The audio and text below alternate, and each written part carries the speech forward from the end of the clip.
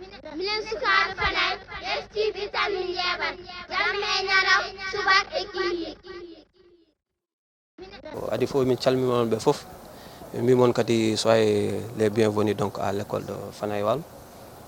Donc c'est tout simplement vous dire nous sommes contents et fiers. Donc aujourd'hui donc c'est une journée donc de setal suñu réew et plus particulièrement setal suñu école. Donc la jeunesse donc est présente. Donc vu donc l'état de l'école durant les jours passés, aujourd'hui si on regarde donc actuellement donc on sent qu'il y a un grand changement.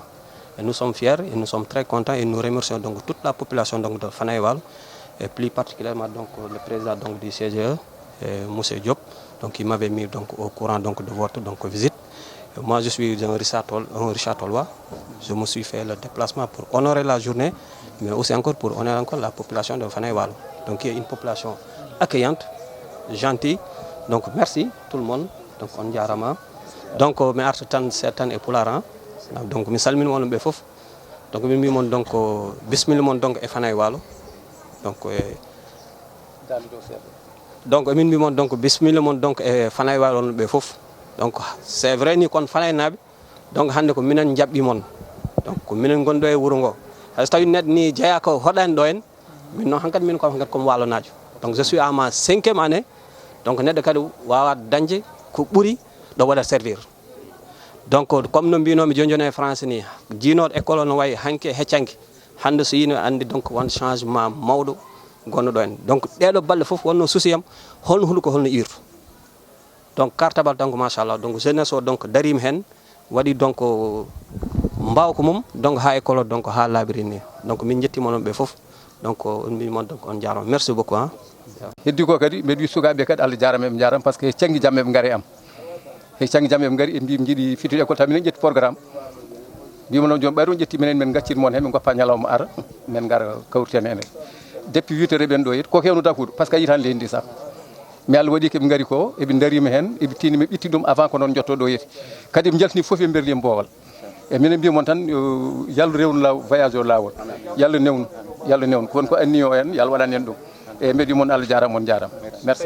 Weltare tan aussi wadde remercier population Fanaye Walo fof et mobilisation en particulier aussi wadde remercier surtout la jeunesse Fanaye Walo ganduɗa hoorema ɓe jelti e doole wondude les parents d'élèves wondude aussi le président des parents d'élèves aussi wondude aussi les directeurs de l'école et ɓe jelti kamɓene vraiment addude leur participation e journée mo président waɗi o woni setal sunu rew ganduɗa hoorema ngol lawol wiya école aji yo laaɓ en gari noon en tawiɓe kamɓene e liggey mawɗo so jii école on wayni en gandi liggey kantude waɗama ɗo wadde ɓe remercier aussi la jeunesse de Fanaye Walo ganduɗa hoorema kañumenne aussi mbaɗi hen participé no fewi wadde remercier aussi toutes les ASC aussi Fanaye Walo ganduɗa hoorema kañumen gari jaggui hen e ko wi tan hunde yo duumo tan wala ha tan e ñalawma goto chaque mois wala chaque 2 semaines fo yimɓe mbawi wadde des setal mbaɗe école aji ɗi mbaɗe centre santé ɗi mbaɗe lieu public belma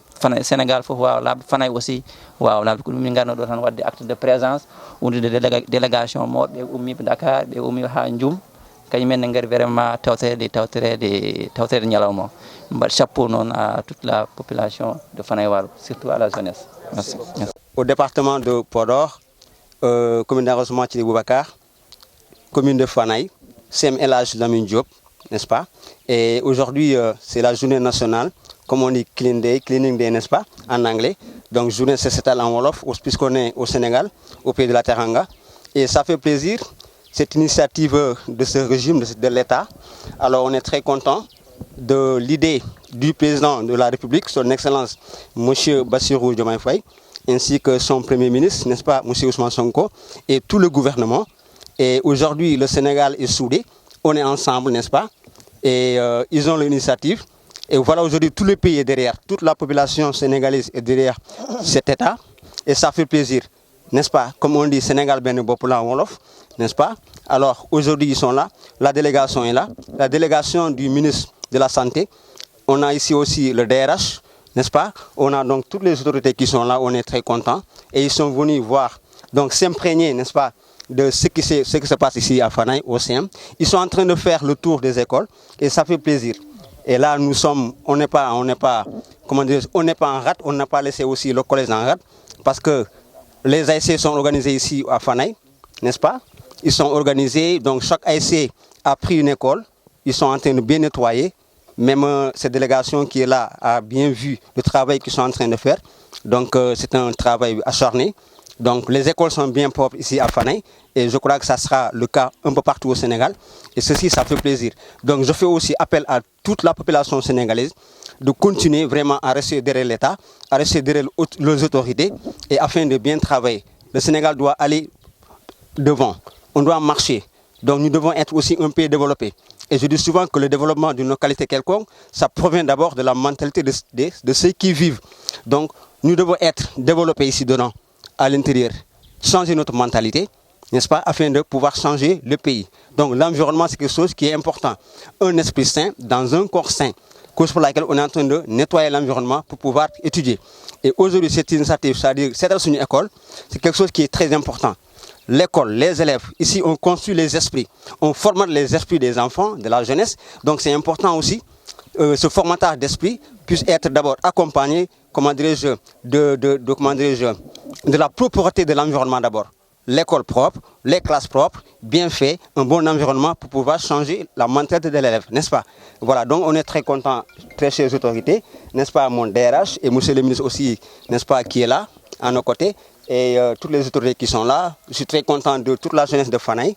Voilà, ça fait plaisir. On est ici au CM LH, Lamine Diop de Fanaï. Voilà, c'est très important. Donc c'est quelque chose qui est très bien calculé, c'est bien programmé. Voilà, ça tombe juste à la veille de l'ouverture, n'est-ce pas, des classes.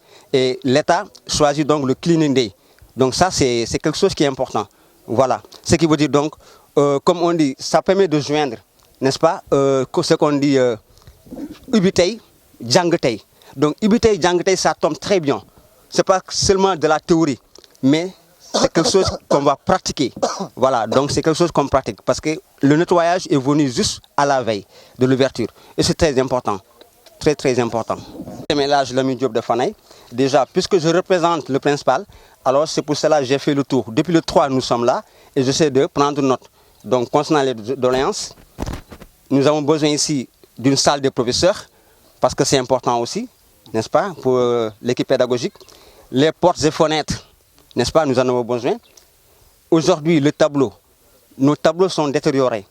Donc on ne peut pas faire un travail, n'est-ce pas, sans la qualité. Nous avons besoin de qualité. Et pour ce faire, les tableaux doivent être réparés. C'est bon? Les tableaux et les tablements. Nous avons aussi un problème de tablement. Et à part ça, donc nous avons besoin aussi peut-être, là, pour l'environnement, nous avons besoin de reboiser. C'est important. Donc il faut des arbres. Une école qui fait 940 élèves. 2023-2024, nous avons ici 940 élèves. 940 élèves, supposons. Les élèves sortent et ils essaient de rejoindre les maisons qui sont aux alentours pour leurs besoins naturels. Et ça, c'est pas bon. Et ça crée du retard. Ces retards-là sont les conséquences. Et s'ils viennent en classe, peut-être ils seront renvoyés pour retard. Donc il nous faut des toilettes normales, n'est-ce pas? Et nous avons aussi un problème de surveillance ici. CM LH Lamine Diop, 940 élèves, un seul surveillant général. Il y a un seul surveillant général. Donc il n'y a pas de surveillant simple, il n'y a pas d'autre surveillant. Il est le seul ici. Donc l'école est grande pour ça, n'est-ce pas? Voilà. Notre bibliothèque est là, fermée depuis des années. Notre salle d'informatique est fermée depuis des années parce que nous n'avons pas de personnel. Donc nous avons un manque de personnel ici.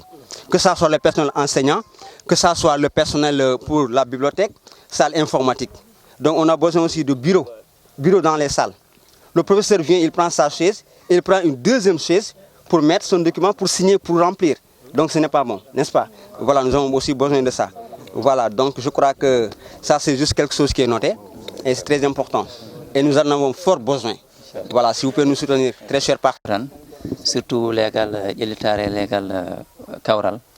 Ngardo kanymen wadde setsetal collège Fanaï, collège LH Lamine Diop.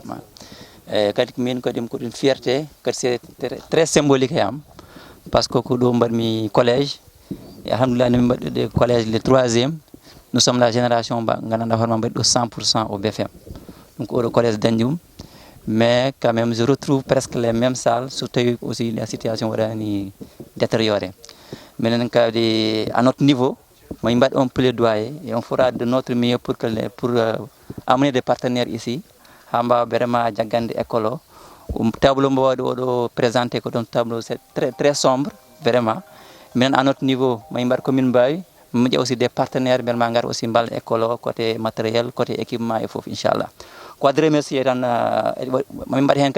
associé garamen kadi Abdoulaye Diop ngana haron kany woni président du conseil des Lions kanko en tant que fanenaji aussi dum do ko ta beleg bamak inira dum kanko vraiment pour wada jungue fandu o walla min balendire mako ha vraiment collège o waw hande dañde une autre image quoi wadno remercier vraiment chaleureusement jeunesse o em jelti edwal pour vraiment fittude collège en gandi dum do webani déjà espace o en yaaji en waɗi huuɗe fof mais heureusement mi jalti dole yowi ɓe mbaɗi ɗum fof minen min gari min jaggi hen vraiment ko waɗi on lancé aussi je suis là aussi au nom du président de la République aussi au nom du ministre de la santé docteur Ibrahima Sy inchallah mo warɗo e fana kihiro enen fof kadi ballodiren hen belma aussi mi gani une forte mobilisation omo ar kadi yiide fanenaɓe yiide yewtude aussi jeunesse fanay e kala couche population fanenaji yimɓe nogga e doole hande takasan belma en tertomo ɗo kadi mbawen yewtude makko mais wadde remercier tout le monde noon jarama no fewi jeeɗi fewi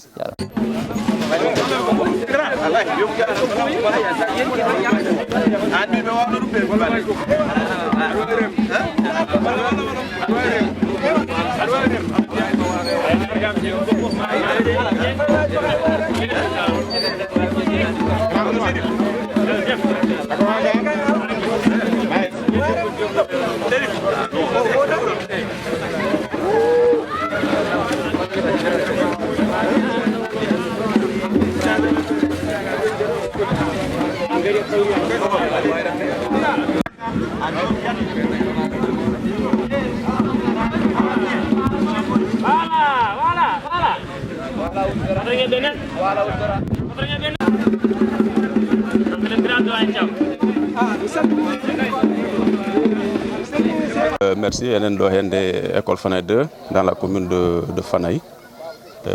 Vraiment, nous avons vraiment pour vraiment participer à l'action vraiment du civisme.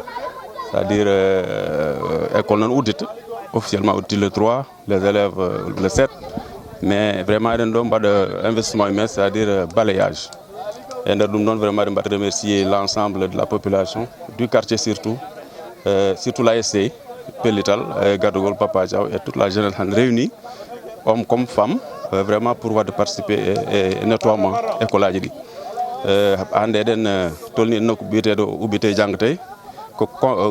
Vraiment, on le respecte. Vraiment, il dit vraiment rentrer une rentrée paisible, vraiment dans de bonnes conditions. Je voudrais féliciter aussi la délégation Gardoen, menée par M. Malik Diallo, qui est le coordinateur vraiment du mouvement PASTEF au niveau de la commune. Et je voudrais féliciter M. Diop Nando, M. le maire, et l'ensemble de la délégation, vraiment Gargol Mabilo, de participer aussi et Golédé. On veut que ça continue, ça soit vraiment pérennisé, parce que l'école, quand nous formons Nedo. Donc, comme on dit, c'est le retour vraiment à la source. Parce que vraiment, c'est une bonne chose. On félicite tout le monde. Et l'action de continue. Parce que vraiment, la balle, combien qu'on nettoie, c'est bien, ne pas salir, c'est encore mieux. Donc, on a une dynamique. Et va lancer appel aussi aux parents d'élèves, école ou d'outils, pour l'encadrement. Parce que l'école, l'élève, l'enseignant, l'État, et tout le monde va participer pour vraiment une bonne réussite, pour que le niveau de scolarité va vraiment élevé. Et que Soukabe, si on dit vraiment ces cadres-là, nous avons des avantages que nous avons dans un monde compétitif, marqué les esprits. Donc, je suis vraiment que di tchougulel ko yiko do vraiment nous tan wax ñambur quoi vraiment féliciter tout le monde. Je parle au nom de l'ensemble des présidents des parents d'élèves, des CGE bi nganda aussi darnu men et écolo, c'est pas négligé. Et je vais féliciter aussi les natifs de la commune du village de Fanaï, parce que à chaque fois que lycée au Nod, école Nod, ils ont mis la main à la poche pour participer et frais le budget de l'école, parce que les moyens sont limités, mais les mains à la poche pour soutenir lors des examens.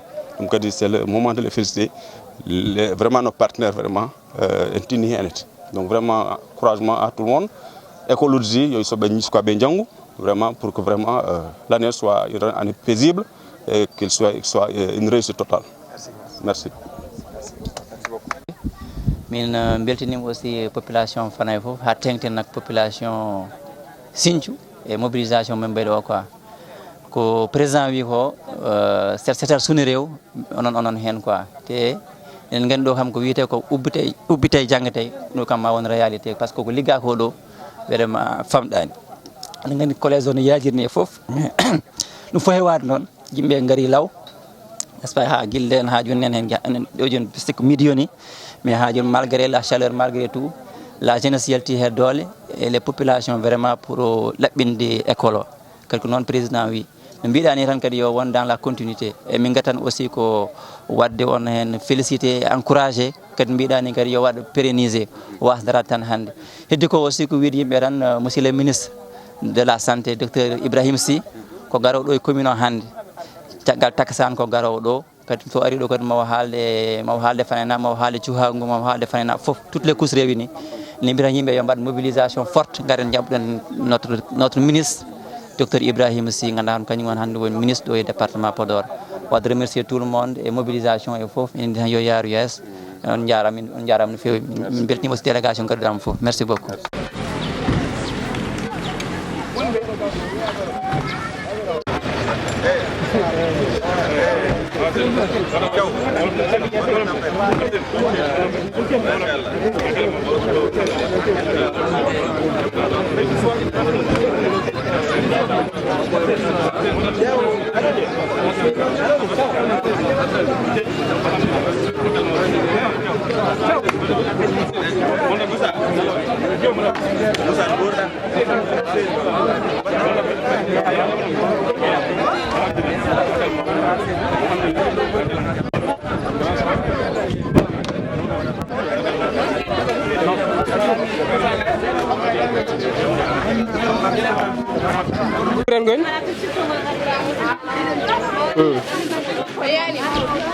on calminama go fo indi mo yettode mum en calmini kadi dental gargal ngal ɗo yeti kadi tewde e nder oɗo liggey mum ɗeɗo golle ɗe golloton ɗe peewal makko woni peewal meɗen ɗum no ene ñaago Allah yo Allah jagoran Allah jarama on jarama ngal mi juurimi ɗumen mi salmini délégation garɗo ɗo yetin onon mbiye bisimilla e nokku mon onon mbiye bisimilla e wuuro mon eyyi ko min Allah ardini hono nokku o école o vraiment omo jogui caɗele e voilà on jii bom caɗele on jii bom oɗo on jii miro ni wayni vraiment fewani e ko kuppa tan kola wona oɗo etin miro no wayni ɗo joni école o presque ko ɓuuri ko hewde école o enen heddi caggal e ko financement garno ɗo ene mairie tan em gari mbi ko seeɗa vraiment min kam min jiɗno kam so tawi dañanoma kam taw ene waɗe élargir kam ha école terrain o foof natta école o foof natta e nder terrain o comme ça dame ɗe kadi mbaɗe oɗo en min jogui ɗo probléme aji fewi dame ɗe toujours ouverture min jagata min dañata probléme ouverture foof ma min taƴa kanaruji min cooda kanaruji kesi min mbaɗa hen par ce que waɗi ɗum ko miro timmani yallah hoybinamo dental dongal ngal Allah jarama on jarama ɗum fof indi mum yettode mum min jarnima on kadi min gari ɗo tan koye indi laamu ngu kadi no wirni tan no président wirni setal oɗo octobre yo waɗina ɗum ko école aji ɗi belma école aji pitte ha laaɓa belma lendi altino so eleɓe gari mbawa janggude taw tardata e mbe sikki kadi koye on alhaali min tawi salde saabi min tawi men ɗo e pittol manngol kadi population fof yalti jaggui hen en jii couro foof laaɓi e kalsuji foti ko innama en mbolmen hen remercier e au nom du président de la république e wonde kadi au nom du ministre de la santé ganduɗa hono kañum nula men ɗo e ko weltata min nani kadi kalɗa ko e banggal école o inchallah mamin dar hen mbaɗen plaidoyer to min gonto e aussi mamin mbaɗ commune Mbaye ha foof belma ko wonko ɗo kam caɗele ɗe belma hankkadi wonto dépassé min arɗo noon délégation mawɗo vraiment ummide guila Dakar ɓe gummi aussi e nder département Podor gari tawtorede ɗum fanenaɓe noon arɓe ɗo kam vraiment c'est des jeunes cadres ganduɗa kamɓe gon Fanaye janggo comme minen e mabɓe fof kadi ndendi ligguey o gari kadi yidde yantinde e salnaɓe min liggo kadi set setal biyaɗo kadi hol haɗɗo hande ko premier pierre tan mbaɗɗen inchallah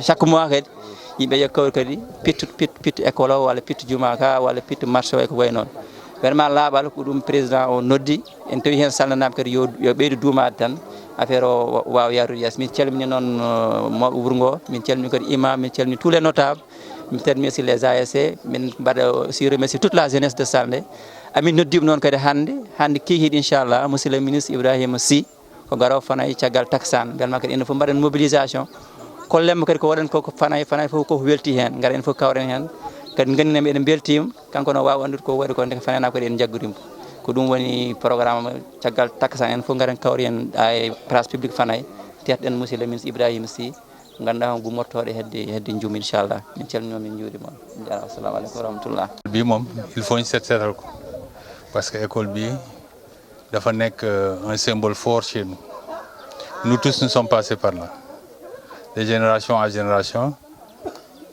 ñi fi génne yëpp amuñu droit la may wax seen directeur bi on n'a pas le droit de regarder cette école souffrir et avoir des problèmes financiers ou des problèmes d'organisation. D'autant plus que cette école a vu ici grandir des ingénieurs. Il y en a 5 ingénieurs formés ici. Il y a 8 médecins qui sont issus de Ndjerba. Il y a des chirurgiens, il y a des professeurs de lycée, il y a des professeurs au niveau de l'Institut qui sont sortis de Ndjerba. Il y a des auditeurs, il y a des ingénieurs démographes qui sont sortis de Ndjerba. Tous sont sortis de cette école-là. Moi-même, que vous parlez, je suis sorti de cette école-là. J'ai été auditeur interne, je suis à la retraite. Et les gens de Ndjerba m'ont demandé de venir continuer à prêter. Et nous n'avons pas le droit de regarder cette école manquer de quelque quoi que ce soit. Dans son environnement, dans son fonctionnement, nous tous nous devons nous unir pour faire. Nous remercions surtout chez nous, dans votre secteur précis, les Badianogo, pour vous dire que nous demandons aussi un appui. L'autre jour, j'en parlais au maire. Notre dispensaire, le poste de santé ne va pas bien. Nous avons des problèmes d'équipement, nous avons des problèmes de personnel et tout ça. Les Badianogo demandent d'être soutenus pour qu'ils puissent faire leur travail de relais au niveau des populations. Alors nous remercions surtout la jeunesse. Hier, ils avaient un match à Fanaye, ils sont revenus vers 23h30, 24h. Et la nuit, je les ai demandé, ce matin, on va nettoyer toute l'école. À 9h, ils étaient là, à 10h, ils sont encore là, ils sont restés avec nous. C'est une jeunesse très consciente qui répond toujours à l'appel. Nous remercions aussi les populations de Ndjerba. Nous remercions monsieur le directeur et le ministre de la Santé. Je le disais l'autre jour, le ministre de la Santé, c'est ma gorole, parce que moi, mon épouse est de Diatar. Donc à chaque fois qu'il va à Diatar, je dis, mais on attend un prochain voyage, j'irai avec lui. Donc nous vous remercions pour ce déplacement et dans les conditions qu'on vous a reçues. C'est des conditions très dures, mais l'école en vaut la peine. Les instructions, c'est des instructions. Une fois que le président donne des instructions, nous on est juste d'optique. Nous vous remercions tout le monde. Merci. Nous aussi remercier toute la population de Ndjerba avec mobilisation bu takku biñ def fi xamna ne aussi demb rek ngeen ko préparer mais gis nañ ni presque école bi set na et yeen tamit wuy ngeen ci appel bu président de la République def pour setal bu octobre bi ñu jagleel ko école yi manam fekk nañ leen fi ci école bi té li nga wax aussi école bi formé na amna ñu bari ay références ci Ndjerba wala ci département wala ci pays bi sax ci école bi lañu génné et gis nañ ni tamit surtout la jeunesse tamit génn nañ bu baaxa baax man luñu marqué aussi surtout les femmes Ndjerba génn nañu ak les badianu gox di def luñ doon def rek di rafetlu lolu di leen remercier di leen encourager aussi ñu baña bay aussi école bi di tilim parce que xalé yi fi lañuy jàngé fi moy sen deuxième kër buñu génné kër yi fi lañuy nekk donc fi dafa wara set kon manam cleaning day bi warul yam rek ci tay en octobre dañ ko wara wéyal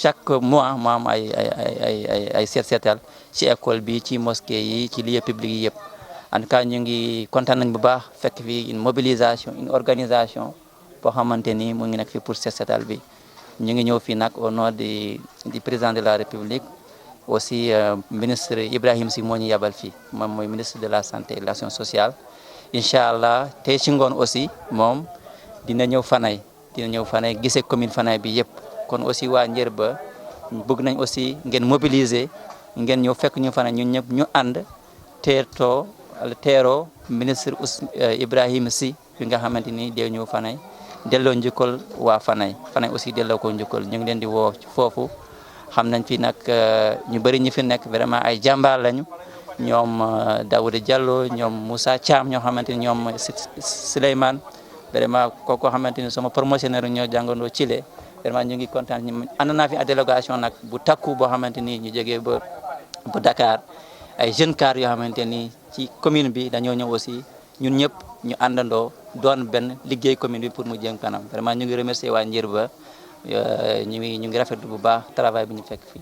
merci min calminiona dentangal kadi ñahwarna fof kadi calminama guilay wonɓe ɗo e wuuro ngo ha wonɓe diaspora o mbiɗen hannde kadi ko ɗum leçon gandanɗa hoorema population ñahwar waɗni ɗum population wonɓe nder Sénégal fof par ce que wadde organisé en communauté mahde classe walla waɗa ɗum carolé walla waɗa ɗum peinture ɗum vraiment c'est à saluer enen jiiɗi kadi kala communauté kadi waɗa timto eko waɗa ko ɗo mbiyatma kañumen mbawa wadde participer au développement et amélioration des conditions de travail au niveau des écoles mbiyatma ko ɗum c'est à saluer par ce que état fotno ko wadde so population darima en waɗa ɗum tan gollit ko état kadi état kadi normalement ma ar kadi en appoint on fera des plaidoyer tomin mbawi haalde fof ha yetto mbiyatma aussi yimɓe mballe hen guila oɗo école ha école aji goɗɗi foof mballe surtout côté équipement côté amélioration des conditions d'études c'est important parce que côté enseignement wat éducation kañum woni base so waɗama rate tan fof bonat te min kam ko quelque chose ganduɗa en waɗima au cœur surtout les école aji waɗe carolé par ce que gonɗen koye zone sahélien en heewi poussiére te beaucoup de maladies pneumatique addata koye poussiére ko waɗama carolé tan vraiment ma wallu ko heewi guila enseignant guila sahaɓe janggoɓe vraiment chapeau à la population de Niakhar chapeau aussi au diaspora Niakhar chapeau aussi à la jeunesse de Niakhar min beltima no feewi mamin jettini ɗum kadi autorité ɗi fof kadi mima mbawi hen jaggude no hannirta ni min beltanima no feewi on jarama no feewi jarama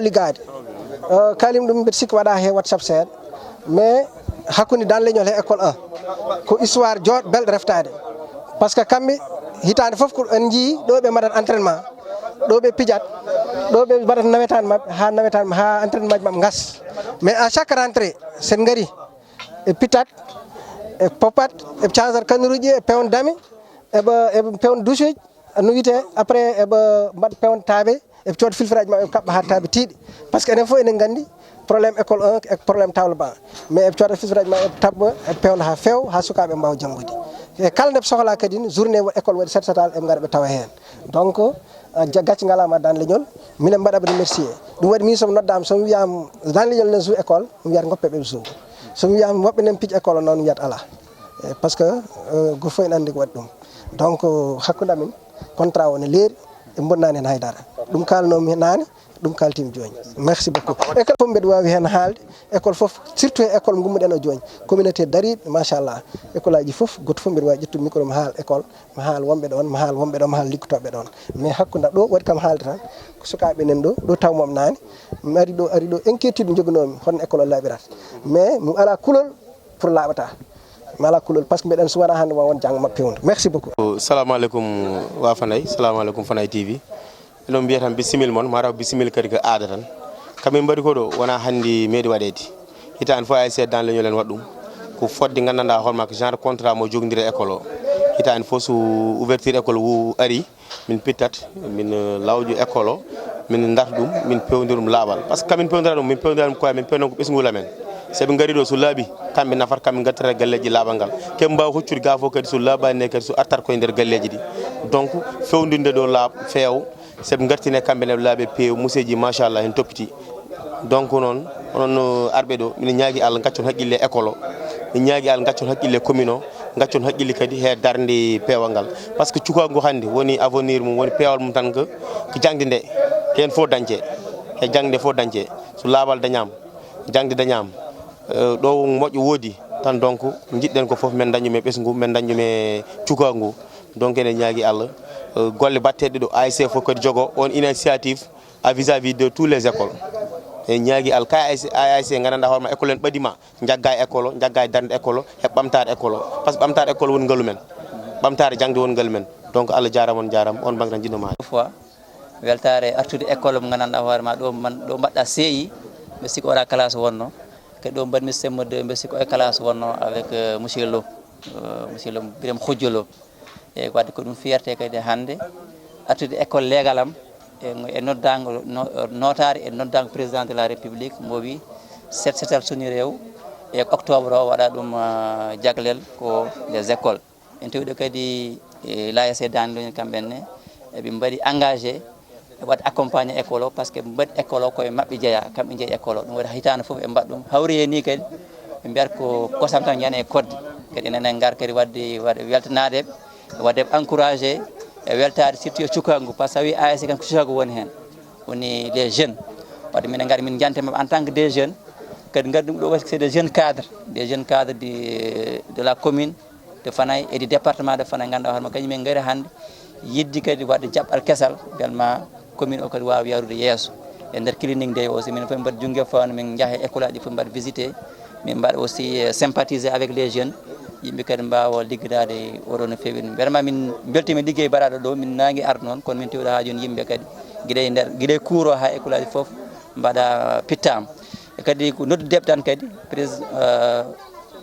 monsieur le ministre Ibrahima Sy ministre de la santé et de l'action sociale mo ar ɗo hannde kehiɗ enen tettomo ɗo e place publique Fanaye o enen mbi kadi population fof yalte doole surtout ASC Dande Leñol ƴam gaari eɓe jalta doole e balla men terade koɗo men koɗo Fanaye koɗo département Podor fof koɗo aussi arrondissement Thily Boubacar ɗum ɗo jogui mbeɗa haade mi weltini mon no fewi assalamu aleykum rahmatullah bandiraɓe mbiyam bisimilla moon d' abord e wuuro ngo on Thiangay en tant que chef de village mbi moon bisimilla moon e délégation e gardugol mawɗo Malick Diallo a salminama a wiyama kadi bisimillama e wuuro ngo e inde ministre de la santé ni Ibrahima Sy qui représente aussi le ministre de l'éducation nationale parce que hannde ko école gonɗen en keeɓino instruction mais vraiment min beltima he e jeeyede nde e école aji mbaɗaɗi visité par ce que kon jii en faaɗi hannde min goni ke Sunari kono on gari hannde teddinde wonde ko ministre o wi ko kadi gonɗinde wonde hannde école aji ɗi en poti fittede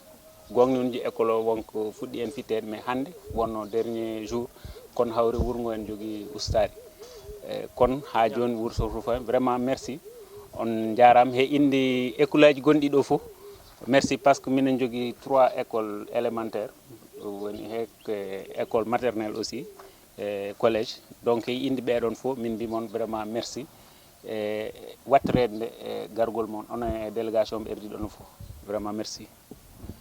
Une journée dédiée à la propreté dans les établissements scolaires. C'est une tradition chez nous dans la commune que les ASC prennent en charge cela dès l'annonce de l'ouverture des classes. Ici, normalement, nous devrions trouver une école très propre. Il se trouve qu'il y a eu un décès aujourd'hui et les activités ont été suspendues. Et c'est ça le fait que vous trouvez quelques arbres ici et dans les autres écoles également. C'est une tradition. Au-delà de ça, je vais présenter quelques doléances quand même, puisque nous avons le micro et c'est suivi au niveau national. Pour certaines des écoles qui n'ont pas encore une clôture assez sécure, l'école franco-arabe notamment et l'école de Denguiraï, la 3e école, mais également présenter une doléance qui concerne le collège franco-arabe. Parce que le collège franco-arabe, il est le seul ici dans la commune. Il polarise donc tous les autres qui sont affectés, comment dirais-je, à partir des écoles primaires franco-arabes. Et éventuellement des daras, puisque les daras vont venir. Bon, mais il se trouve que dès la fin du cycle, du premier cycle, c'est-à-dire la fin de la 3e, ils sont orientés soit à Dakar, soit à Saint-Louis. Donc ils sont obligés de sortir du département. Et là, ça cause problème, puisqu'il y a un problème de Ndiatiguia, c'est-à-dire qu'ils ne trouvent pas de tuteurs, ou bien même s'ils en trouvent à Dakar, par exemple, où il y a plus de population ressortissante d'ici, le problème c'est l'éloignement de l'école par rapport au lieu d'habitation, donc ça cause problème. Donc nous voudrions appeler les ministères de l'Éducation nationale et les autorités déconcentrées, notamment l'IA et l'IF de Podor, pour qu'ils portent une attention particulière à cette école franco-arabe, c'est-à-dire au CM franco-arabe, pour ouvrir une seconde, comme c'est le cas à Nyandan. À Nyandan, une seconde a été ouverte. Et nous souhaiterions, même cette année, qu'il y ait une seconde au niveau de l'école franco-arabe, pour que les admis puissent rester ici même et continuer leur cycle jusqu'au CM2. Voilà, je ne vais pas garder plus longtemps la parole. Merci beaucoup.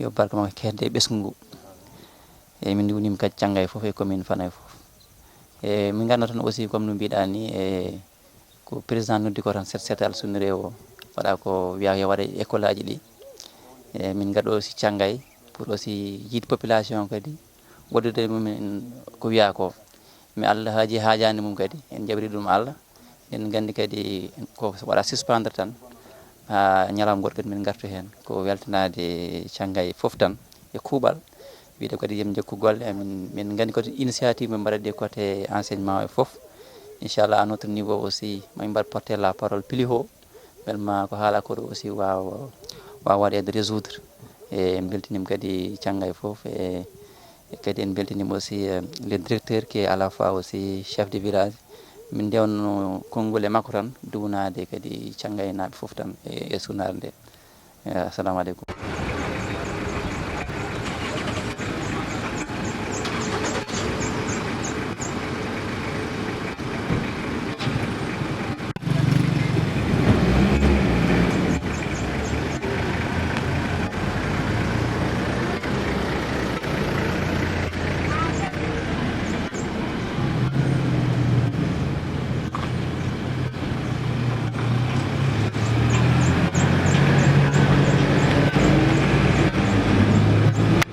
bandiraɓe en calmini monikal indi mum e yettade mum edi fo en bismimi ɗo autorité ji taw men ɓeɗo kadi en joɗinim garangal no fewi donc min kalda mon min woni directeur école Dialmati 2 mbiten Seydou Sara edi fo hen mbimi ni ko yodnade gollal ngal nde tawno minen komin agence de l'état donc on a reçu des instructions de nos autorités comme quoi que yo journée o waɗi pour une mobilisation sociale wadde en eri non population fof eɓe gonno ɗo dañɓe arde fof ngari donc mbaɗi hen ko hani ko poti wadde nde tawno soko tawi dañama taw oɗo saaha so heedi beele école ji ɗi pitte ha laaɓa kalsuji ɗi uddite table ɗe rangé taw la journée 17 soko ari tan en puɗɗot golle donc wadde oɗo initiative c'est une initiative à saluer enen belti hen donc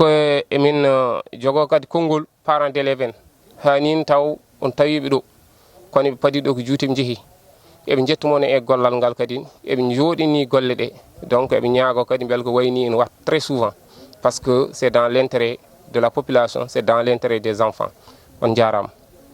Ministère de la Santé et de l'Action sociale, monsieur le directeur de l'école Dimat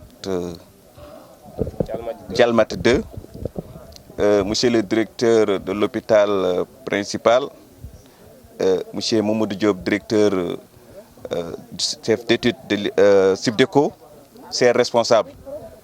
Enendo et gardugol directeur des ressources humaines, responsable politique, coordinateur communal PASTEF ɗo e nder commune de Fanay hande en jii ko waɗi ko tourné école aji commune Fanay fof yooɗi parce que o abbi koye appel du chef de l'État son excellence Bassirou Diomaye Diakhar Faye et de son premier ministre monsieur Ousmane Sonko.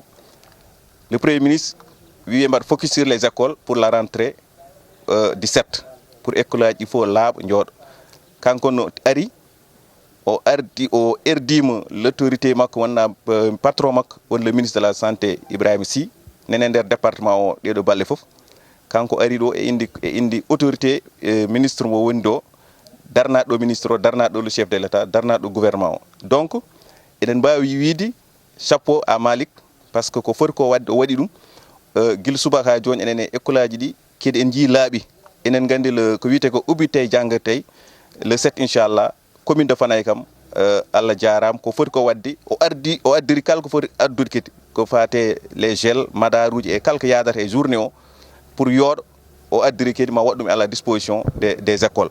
Donc vraiment hollu tan ko enen en gummim e Dakar enen e délégation ngardeno pour holludi ko Fanaye so ummim tan en gummim woni Fanaye so ummim kalmo Allah wadi do ganden Allah wadi dum do jaadene mum jaadirtem non pour wallude Fanaye jaadem pour wallude Fouta.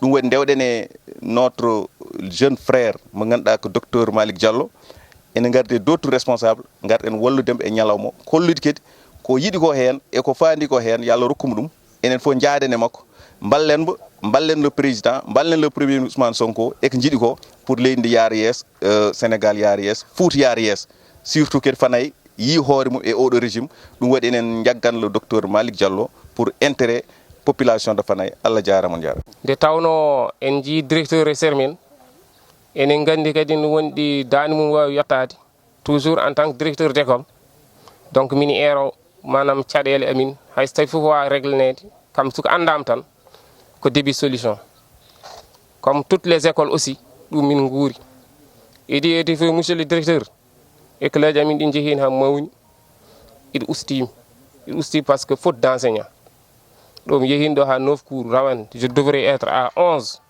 mais les écoles sont réduites à 7 parce que min bada regrouper LVB te dum wana hunde moƴƴere feewi son cooynim ciagal to abri nen ton wadde den ne gandon kadi école din bad abriji il faut dañede salle de classe uji c'est vrai amu camnen dom yi coordinateur secrétaire amin nen do secrétaire codec ne ardi mon medandi tawro haali ga wana dum ko table banque kadi ko urgence donc so jeehi aussi jottunani men autorité ji amin di jottunani autorité supérieure ganda kam dum don woti belen waaw réglede pour l'intérêt des enfants al jarama merci min jari dumen kadi surtout kadi amin jetta amin jaar kadi population dimat parce que kambe ne mbadi presque 2 sites odo site won jalmati 2 wonde collège mo dimato je pense collège dimat no min gonde moyen secondaire to mbanno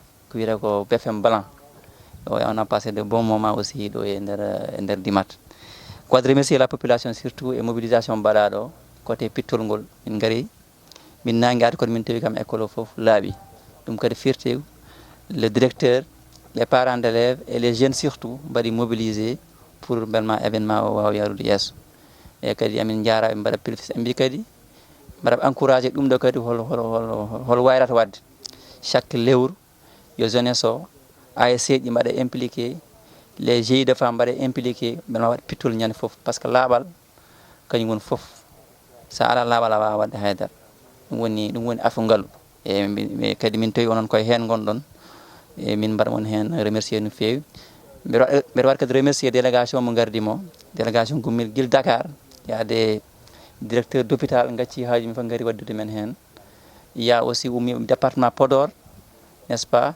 febre monsieur le ministre nene arrondissement mais kambe mbi em ngarata badde man une journée em badde hen remercier no feewi mi badde remercier aussi les techniciens ganda holma gir subak ha joni kambe ne kambe gardi golle de ni kambe do war dum woni le caméraman et les autres toppite affaire communication amin jarnam no feewi et puis tan aussi min nani doléance ma kadi à notre niveau ça way aussi windude waddum apposer sur un papier comme ça minen so min jehi aussi mais mba dum holli fo mami kollude ko may mba plaidoyer kam pour que la commune de Fanaye les écoles de commune de Fanaye kam soit bien servi et ko noddu don aussi hande inchallah ministre de la santé et de l'action sociale docteur Ibrahima Sy ko garaw do e commune Fanaye kadi enen ji jabbadem do e chef lieu commune Fanaye woni Fanaye da enen bi kadi demanam ko yo ngarre he doole jaggindiren kadi kolinen muslimin enen belti he ko wada ko mbaawen kadi haalandemo ko doléance uji men fof belma kanken so yehi kanko no wa hen wadde ko wawi ko dum min jetno yottinde do amin jetta kadi population fof minen gandi pargol ngol muusi kon ko minen jafno hen no feewi minen mbaɗon remercier en jaram no feewi jaram merci minen sukaɓe Fanaye STV tan min jeeɓat jamme ñaraw subak